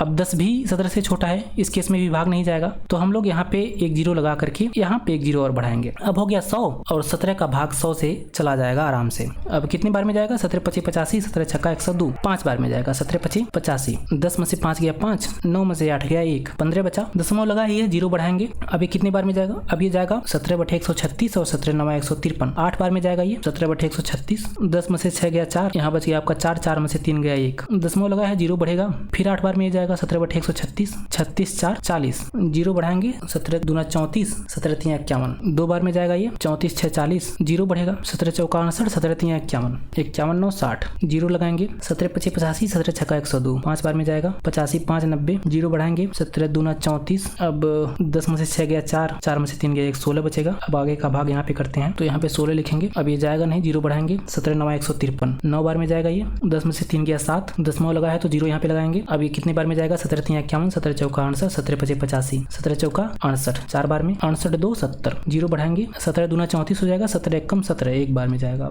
17 3 20, दशमलव लगा है 0 बढ़ाएंगे, फिर 17 1 17, 10 में से 7 गया 3, 2 में से 1 गया 1, 13 बचा। फिर 0 बढ़ाएंगे 17 7 119, 17/136, 7 बार में जाएगा 119, 10 में से 9 गया 1, 2 में से 1 गया 1, 11 बचेगा। 0 बढ़ाया 110 हो गया, 17 5 85, 17 छक्का 102, 17 7 119, तो ये 6 बार में जाएगा 17 छक्का 102। कितना बचेगा यहाँ पे, इस चीज को यहाँ पे फिर से लिख लेते हैं तो कितना बचेगा 8, 0 बढ़ाएंगे 80 हो जाएगा, 17 5 85, 17 चौका 68, 4 बार में जाएगा, ये हो गया 68। अब 10 में से 8 गया 2, 7 में से 6 गया 1, 12, 0 बढ़ाएंगे 17 7 119, 1 20। अब यहाँ पे आप लोग रुक जाएंगे। कैसे पता चला रुक जाएंगे, क्योंकि आप लोग यहाँ पे देखेंगे शेष में 1 आ गया और 1 वही था जो यहाँ पे 1 है जिससे हम लोगों ने शुरुआत किया था। अब अगर इसके आगे आप लोग भाग देंगे तो ये पूरे स्टेप्स फिर से रिपीट होंगे, ये जितना हम लोगों ने किया वो पूरा फिर से रिपीट होगा। तो अब आगे भाग देने का कोई मतलब है नहीं, क्योंकि फिर 0 बढ़ाएंगे आप लोग, फिर से 0 बढ़ाएंगे यहाँ पे 0 लगा के, तो यही चीज फिर से रिपीट होगा। मतलब ये पूरा अंक जो है ना रिपीट होने वाला है। अब इसके बाद अगर आप लोग भाग देते हैं तो हम लोग क्या करेंगे, इस पूरे पे बार लगा देंगे। ठीक है, ये बार इस बात को बता रहा है कि 1/17 के दशमलव प्रसार में इन पूरे संख्याओं का रेपिटेशन बार बार होता है। मतलब अभी 7 के बाद फिर से 0 5 8 8 2 3, मतलब ये जितना है फिर से रिपीट होगा, उसके बाद फिर से रिपीट होगा, फिर से रिपीट होगा। अब भाग देते चले जाएंगे, ये बार बार रिपीट होता चला जाएगा। तो इसीलिए इसी शेष पे हम लोगों ने इस चीज को रोक दिया है। और हमको कैसे पता चला कि इसके बाद भाग नहीं देना है, इसके बाद रिपीट होगा, क्योंकि हम लोगों ने इसी से शुरुआत किया था, इसी 1 से हम लोगों ने शुरुआत किया था। यहाँ पे आप लोग देखेंगे तो इससे हमको पता चल जाता है कि इसके बाद फिर से अब यही चीज रिपीट होने वाला है। अब यहाँ पे क्वेश्चन क्या था, एक बार फिर से क्वेश्चन पढ़ते हैं। 1/17 के दशमलव प्रसार में हम लोगों ने इसका दशमलव प्रसार किया। अंकों के पुनरावृत्ति खंड में अंकों की अधिकतम संख्या क्या हो सकती है, यही पूछा था। ये जांच करने के लिए विभाजन क्रिया कीजिए। विभाजन क्रिया हम लोगों ने बड़े तसल्ली के साथ किया। अब हम गिन लेते हैं कि पुनरावृत्ति खंड में अंकों की अधिकतम संख्या कितना है, मतलब ये कितनी संख्याएं हैं जिनका रेपिटेशन हो रहा है। 1 2 3 4 5 6 7 8 9 10 11 12 13 14 15 16, तो 16 ऐसी संख्याएं हैं जिनका 1/17 के दशमलव प्रसार में रेपिटेशन हो रहा है, दोहराव हो रहा है। तो आप लोग यहाँ पे लिख सकते हैं, अतः पुनरावृत्ति खंड में अंकों की अधिकतम संख्या 16 होगी। तो इस तरह से आप लोगों ने 1/17 का दशमलव प्रसार किया और पुनरावृत्ति खंडों को गिना और यहाँ पे बता दिया कि अंकों की जो अधिकतम संख्या होगी वो 16 होगी। मतलब 16 अंक ऐसे होंगे जो 1/17 के दशमलव प्रसार में बार बार रिपीट होंगे। चलिए छठा क्वेश्चन देखते हैं। छठा क्वेश्चन कह रहा है कि p/q के रूप में परिमेय संख्या के अनेक उदाहरण लीजिए जहां p और q पूर्णांक हैं जिनका एक के अतिरिक्त कोई अन्य उभयनिष्ठ गुणनखंड नहीं है और जिसका शांत दशमलव प्रसार है। क्या आप यह अनुमान लगा सकते हैं कि q को कौन सा गुण अवश्य संतुष्ट करना चाहिए। ये थोड़ा सा ट्रिकी क्वेश्चन है, मतलब आपको हिंदी पढ़कर ये समझ में आना चाहिए कि क्वेश्चन हमसे कहना क्या चाह रहा है। ये क्वेश्चन ये कह रहा है कि परिमेय संख्या के आपको बहुत सारे उदाहरण लेने हैं, लेकिन शर्त ये होना चाहिए कि उस उदाहरण का एक के अतिरिक्त कोई उभयनिष्ठ गुणनखंड न हो और उसका दशमलव प्रसार शांत हो। बस ये शर्त है इनका। अब कोई संख्या ऐसे कैसे होगा कि उसका उभयनिष्ठ गुणनखंड भी कोई ना हो और उसका दशमलव प्रसार भी शांत हो। जरा सोचिए, किसी भी संख्या का दशमलव प्रसार शांत तभी होगा जब वो संख्या पूरी की पूरी विभाजित हो जाए। मतलब अगर p/q के रूप में कोई संख्या हो और हम p को विभाजित करें किससे, q से, तो ये संख्या पूरा का पूरा क्या हो जाना चाहिए, विभाजित हो जाना चाहिए, पूर्णतः कट जाना चाहिए, तभी तो इसका दशमलव प्रसार शांत होगा। अब ऐसी स्थिति में q का वैल्यू क्या होना चाहिए। आप लोग अगर ध्यान देंगे, मैं यहाँ पे 2-4 संख्या लिख देता हूँ। जैसे 4/2 है, 3/5 है, 7/4 है, 8/10 है और 1/3 है, 10/3 है। ये सारी की सारी संख्याएं परिमेय संख्याएं हैं और p/q के रूप में भी हैं।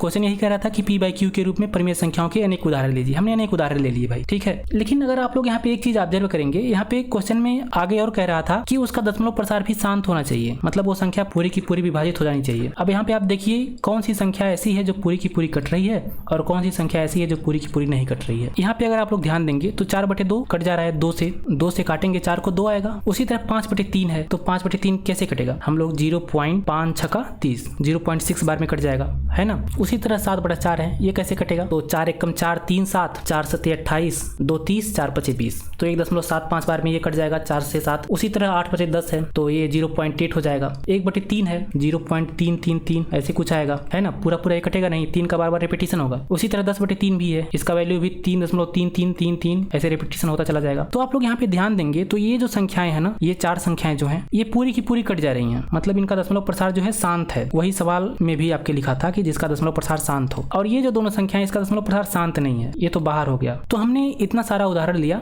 जो परिमेय संख्याएं हैं और p/q के रूप में है। यही सवाल भी कह रहा था कि परिमेय संख्या हो और p/q के रूप में हो। अब इसलिए अगर p/q के रूप में कोई संख्या है और q का वैल्यू 0 नहीं है तो परिमेय संख्या ही होगा। लेकिन जो इनका दूसरा शर्त था कि कोई उभयनिष्ठ गुणनखंड नहीं हो और दशमलव प्रसार शांत हो, तो हमने पाया कि जो शुरू की ये 4 संख्याएं हैं इसका दशमलव प्रसार शांत भी है और कोई उभयनिष्ठ गुणनखंड भी नहीं है। लेकिन ये जो लास्ट की 2 संख्याएं हैं इसका दशमलव प्रसार ही शांत नहीं है, ये तो अनवसानी आवर्ती है ना। है तो ये सभी की सभी परिमेय संख्याएं, क्योंकि अभी मैंने आपको बताया कि दशमलव प्रसार जो है परिमेय संख्या का वो या तो शांत होता है या फिर अनवसानी आवर्ती होता है। तो संख्याएं तो सभी परिमेय हैं, लेकिन जिसका दशमलव प्रसार शांत है वो केवल ये शुरू की 4 संख्याएं हैं और लास्ट की 2 संख्याएं इसका दशमलव प्रसार शांत नहीं है, अनवसानी आवर्ती है। फिर कह रहा है कि क्या आप अनुमान लगा सकते हैं कि Q का कौन सा गुण अवश्य संतुष्ट करना चाहिए। अब यहाँ पे जो Q का वैल्यू है p/q, यहाँ पे जो Q का वैल्यू है 2 5 4 10 है ना, इसको हम लोग थोड़ा सा अगर ऑब्जर्व करें तो आप पाएंगे कि जो Q का वैल्यू है वो या तो 2 है या तो 5 है या फिर 2 का कोई गुणनखंड है या फिर 5 का कोई गुणनखंड है। ठीक है, यहाँ पे तो खुद 2 है, खुद 5 है, और यहाँ पे जो है 4, ये 2 का गुणनखंड है। मतलब आप लोग इस 4 को अगर तोड़ना चाहें तो 2 × 2 लिख सकते हैं, है ना। उसी तरह ये जो 5 है ये 2 का भी गुणनखंड है और 5 का भी, आप इसको 2 × 5 भी लिख सकते हैं और 5 × 2 भी लिख सकते हैं। मतलब हम लोग यहाँ पे देख पा रहे हैं यहाँ पे क्या पूछा है, Q का कौन सा गुण संतुष्ट करना चाहिए इस चीज को होने के लिए। तो हम लोग यहाँ पे ऑब्जर्व कर रहे हैं कि Q का वैल्यू या तो 2 होना चाहिए या तो 5 होना चाहिए या फिर 2 और 5 का कोई गुणनखंड होना चाहिए। बस यही वो क्वालिटी है, यही गुण है जिसके लिए अगर Q सेटिस्फाइड हो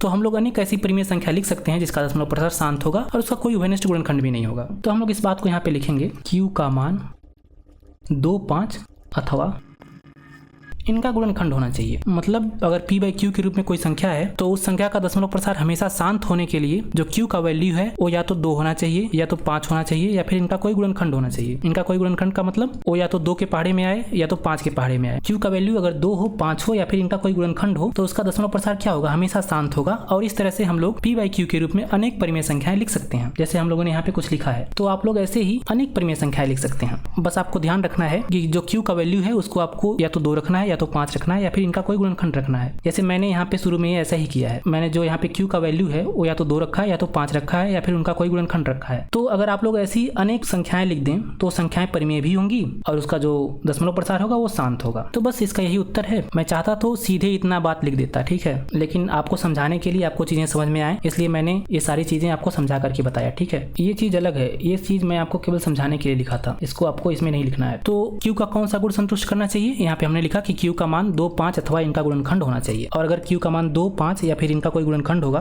तो उस संख्या का दशमलव प्रसार हमेशा शांत होगा। और सवाल यही पूछा था, आपको अनेक परिमेय संख्याओं का उदाहरण भी देना था जो इस कंडीशन को सेटिस्फाई करे, इस वाली कंडीशन को। तो हम लोगों ने यहाँ पे 4 ही परिमेय संख्याओं का उदाहरण लिखा है। आप लोग चाहें तो और भी ऐसी अनेकों संख्याएं लिख सकते हैं और उसमें Q का मान आप लोग 2 5 या फिर इनका कोई गुणनखंड रख सकते हैं, ठीक है। चलिए 7वां क्वेश्चन देखते हैं। 7वां क्वेश्चन कह रहा है कि ऐसी 3 संख्याएं लिखिए जिनके दशमलव प्रसार अनवसानी अनावर्ती हो। अब आपको अनवसानी अनावर्ती देखते ही आपके माइंड में हिट करना चाहिए कि भाई ये तो अपरिमेय संख्या का बात कर रहा है ना। मैंने अभी आपको बताया था कि अनवसानी अनावर्ती अगर किसी संख्या का दशमलव प्रसार है तो वो संख्या हमेशा क्या होगी, अपरिमेय होगी। तो आपको बेसिकली इसमें 3 अपरिमेय संख्याएं लिखने हैं। हम लोग 3 अपरिमेय संख्याएं ऐसे सीधे लिख सकते हैं चाहे तो। आप लोग अपरिमेय संख्या का उदाहरण, फेमस एग्जाम्पल क्या है, √2 है, √3 है, √5 है, ये सभी अपरिमेय संख्याएं ही तो है। √7 है, पाई खुद है, तो ये सभी क्या है, अपरिमेय संख्याएं हैं। तो ऐसी 3 नहीं, आप 300 सैकड़ों परिमेय संख्याएं लिख सकते हैं। अनवसानी अनावर्ती कहा था यहाँ पे, तो अनवसानी अनावर्ती मतलब अपरिमेय संख्या, तो यही सब क्या है, अपरिमेय संख्याएं हैं। या फिर आप चाहें तो ऐसी संख्याएं भी लिख सकते हैं जिनका दशमलव प्रसार अनवसानी अनावर्ती हो। जिनका दशमलव प्रसार क्या हो, अनवसानी अनावर्ती हो, वो भी संख्या क्या होगी, अपरिमेय ही होगी। तो यहाँ पे आप लोग लिख सकते हैं, कोई भी संख्या आप लोग लिख सकते हैं, जैसे 0.1011011110 तो इस तरह से आप लोग संख्याएं लिख सकते हैं। फिर आप लोग दूसरी संख्या चाहें तो लिख सकते हैं क्या, 2.010110111 फिर 0111। तो इस तरह से आप लोग कई सारी संख्याएं लिख सकते हैं। 1.1010010001 चौपट 0। ठीक है, तो इस तरह से आप लोग ढेर सारी अनावसानी अनावर्ती किस्म की संख्याएं लिख सकते हैं। यहाँ पे आप लोग देखेंगे कि ये संख्याएं अनावसानी भी हैं, मतलब इन संख्याओं का कभी अंत भी नहीं हो रहा है। ये संख्याएं ऐसे क्या होंगी, चलती जाएंगी, और इसमें किसी संख्या का दोहराव भी नहीं हो रहा है, रिपीटेशन भी नहीं हो रहा है ना। आप लोग इन संख्याओं में केवल एक पैटर्न पहचान सकते हैं, लेकिन आप लोग चाहें किसी संख्या पर बार लगा देना तो नहीं हो पाएगा, है ना। तो ये सभी की सभी संख्याएं क्या है, अनावसानी अनावर्ती हैं, मतलब अपरिमेय हैं। ये सभी संख्याएं भी अनावसानी अनावर्ती हैं, मतलब अपरिमेय हैं। अगर आप लोग 2 का वर्गमूल निकालेंगे, 3 का वर्गमूल निकालेंगे, 5 का वर्गमूल निकालेंगे या फिर 7 का वर्गमूल निकालेंगे, तो उन संख्याओं का दशमलव प्रसार हमेशा क्या आएगा, अनावसानी अनावर्ती आएगा। और इसी तरह अगर आप लोग पाई का वैल्यू भी निकालेंगे तो पाई का वैल्यू क्या होता है, 3.1415 925 3 5 8 9। ठीक है, इसी तरह मतलब पाई का वैल्यू निकलता चला जाता है और ये कभी खत्म भी नहीं होता। तो ये क्या है, अनावसानी है ना, और इसमें किसी भी अंक का रिपीटेशन भी नहीं हो रहा है, तो ये क्या होगा, अनावसानी अनावर्ती होगा। तो ये क्वेश्चन कह रहा था कि ऐसी 3 संख्याएं लिखिए जिनके दशमलव प्रसार अनावसानी अनावर्ती हो। हम जानते हैं कि अनावसानी अनावर्ती उन्हीं संख्याओं के दशमलव प्रसार होते हैं जो अपरिमेय होते हैं, तो हमने सीधे सीधे कुछ अपरिमेय संख्याएं लिख दिए। ठीक है, आप चाहें तो सीधे ऐसे 3 अपरिमेय संख्याएं लिख सकते हैं, कोई दिक्कत नहीं है, या फिर आप चाहें तो 3 दशमलव प्रसार के रूप में भी संख्याएं लिख सकते हैं। ये सभी संख्याएं अनावसानी अनावर्ती हैं, है ना। तो ये दोनों उत्तर सही है। आप लोग चाहें तो इसमें से कोई 3 संख्या लिख सकते हैं या फिर इन तीनों को लिख सकते हैं, या फिर अपने पास से भी आप लोग कोई 3 अनावसानी अनावर्ती प्रकार की संख्याएं लिख सकते हैं। चलिए अब 8वां क्वेश्चन देखते हैं। ये है 8वां क्वेश्चन, कह रहा है कि परिमेय संख्या 5/7 और 9/11 के बीच 3 अलग अलग अपरिमेय संख्याएं दीजिए। इंटरेस्टिंग क्वेश्चन है। आप लोग कैसे बताएंगे इन दोनों के बीच 3 अलग अलग अपरिमेय संख्या कैसे बताएंगे। आप लोग जानते हैं कि जो अपरिमेय संख्याएं हैं, अभी मैंने आपको बताया, उनके दशमलव प्रसार क्या होते हैं, अनावसानी अनावर्ती होते हैं। तो हम लोग अगर इन दोनों के बीच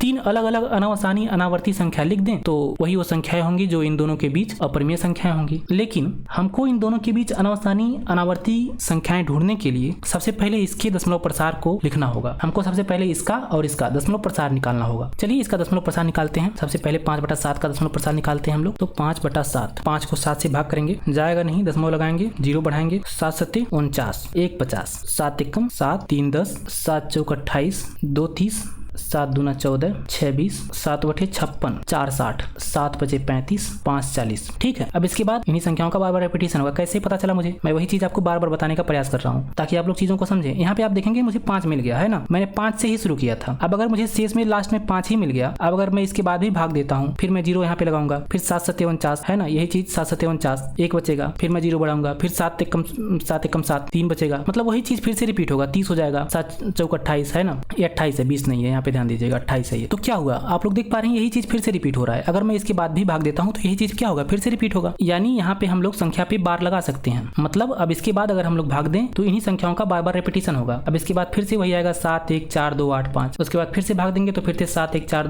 2 8 5, मतलब वही चीज क्या होता है, रिपीट होता चला जाएगा। तो हमको 5.7 का दशमलव प्रसार क्या मिला, 0.714285। अब 9/11 का भी दशमलव प्रसार निकाल लेते हैं। 9/11 भाग देते हैं, 11 से 9 का जाएगा नहीं, दशमलव लगाएंगे, 0 बढ़ाएंगे, 11 8 88, 2 90, 11 एकम 11, कितना बचेगा, 9 बचेगा। अब फिर यही चीज रिपीट होगा, 9 से हमने शुरू किया था, 9 मिल गया, तो यही चीज अब क्या होगा, फिर से रिपीट होगा। मतलब 0.81818181 ऐसे चलता ये चला जाएगा। तो हम लोग 0.81 इस 81 पे बार लगा सकते हैं। इसका मतलब ये है कि 81 का बार बार पुनरावृत्ति हो रहा है, दोहराव हो रहा है। अब हमको 5/7 और 9/11 का दशमलव प्रसार मिल चुका है। अब हम क्या करेंगे, इन्हीं दोनों संख्याओं के बीच 3 अनावसानी अनावर्ती संख्याएं लिख देंगे और वही संख्या क्या होगी, इन दोनों संख्याओं के बीच अपरिमेय संख्या होगी। बात समझ में आ रहा है। यहाँ पे आप देख सकते हैं कि 0.71 है और 0.81 है। अगर हम लोग 0.72 लिखें तो क्या ये संख्या इन दोनों के बीच होगा, 0.71 और 0.81 के, बिल्कुल 0.72 इन दोनों के बीच होगा। तो हम लोग इसको लिख लेते हैं, इसी को हम लोग अनावसानी अनावर्ती बना के लिख लेते हैं।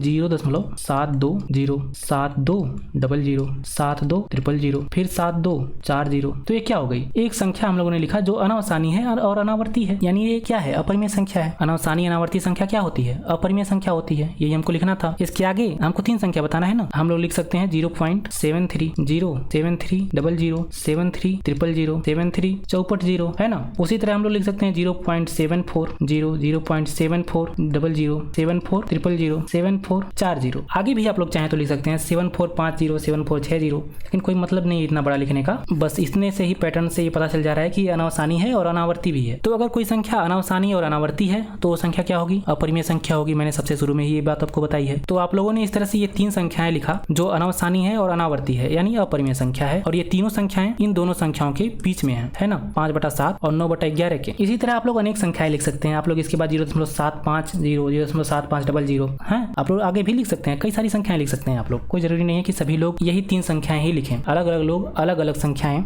लिख सकते हैं जो डेफिनेटली इन दोनों के बीच में होगा और अपरिमेय होगा। बस आपको कंसेप्ट पता रहना चाहिए कि अगर आपको अपरिमेय संख्या लिखना है तो आपको क्या लिखना है, अनावसानी आवर्ती लिखना है या फिर अनावसानी अनावर्ती लिखना है। और ये चीज आपको कैसे पता होगा, जब आप लोग चीजों को जानेंगे, दशमलव प्रसार क्या होता है ये जानेंगे। और इस चीज को मैंने शुरू में ही आपको बताया है, अगर किसी संख्या का दशमलव प्रसार शांत है या फिर अनावसानी आवर्ती है तो वो संख्या हमेशा क्या होगी, परिमेय संख्या होगी। वहीं पर अगर किसी संख्या का दशमलव प्रसार अनावसानी अनावर्ती है तो वो संख्या अपरिमेय संख्या होगी। चलिए 9वां और अंतिम क्वेश्चन देखते हैं।